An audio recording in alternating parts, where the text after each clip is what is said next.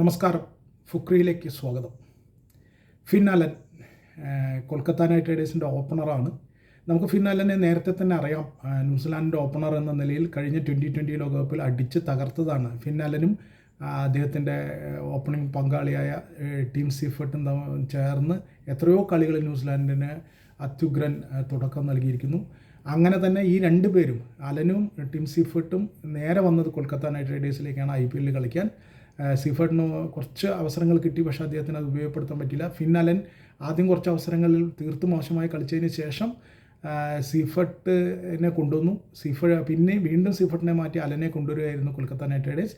ഇതാദ്യമായി ഇത്തവണത്തെ IPL fin Allen ഇതാദ്യമായി ഉജ്ജ്വലമായി കളിച്ച് സെഞ്ചുറി അടിച്ചിരിക്കുന്നു. അലൻ്റെ ആദ്യത്തെ സെഞ്ചുറിയാണ് IPL. 47 പന്തിലാണ് ഇത്രയും റൺ അടിച്ചു കൂട്ടിയത്. 100 റണ്ണ് എടുത്ത് പുറത്താകാതെ നിന്നത് ഫിൻ അലൻ.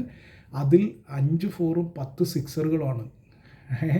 അതായത് 100-ൽ ഏതാണ്ട് 80 റണ്ണും ഇങ്ങനെ ബൗണ്ടറികളിലൂടെയാണ് നേടിയിരിക്കുന്നത്. അക്ഷരാർത്ഥത്തിൽ സിക്സർ മഴയായിരുന്നു. അടിച്ച് തകർത്ത് കളഞ്ഞു. അത് കുൽദീപ് യാദവിനെ ആയാലും ശരി, വിബ്രാജ് നിഗത്തിനെ ആയാലും ശരി, ആരായാലും അടി തകർപ്പനടിയായിരുന്നു. 212 എന്നതാണ് സ്ട്രൈക്ക് റേറ്റ് ഫിൻ അലൻ്റെ. അപ്പോൾ തന്നെ മനസ്സിലാക്കാമല്ലോ എത്രത്തോളം അപകടകരമായിട്ടാണ് അയാൾ കളിച്ചത് എന്നത്. ഫിൻ അലൻ അയാളുടെ ശരിയായ ഫോമിലേക്ക് വന്ന മത്സരമായിരുന്നു. കൊൽക്കത്തയ്ക്ക് ഏറ്റവും പ്രധാനപ്പെട്ട മത്സരങ്ങളിലൊന്നായിരുന്നു. അതിൽ തന്നെ അലൻ തകർപ്പൻ ഫോമിലേക്ക് തിരിച്ചു വന്നത്.